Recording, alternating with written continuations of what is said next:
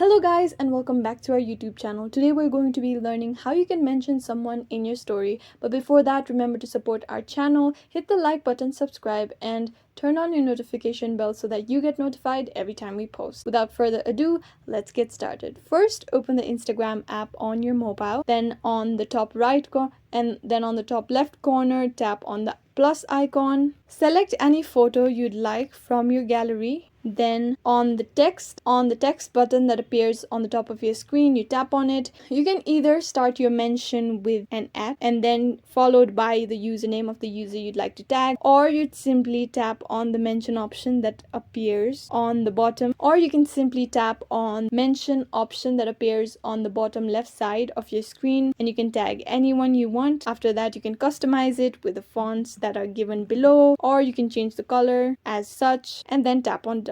After you finish tagging them, you drag it to the desired place that you'd like your mention to appear, and then you tap on your story. After that, your story has been posted. You can tap on it and see that your tag has worked. And that's how you tag someone in your Instagram story. If you have any questions, let us know in the comments down below, and thanks for watching.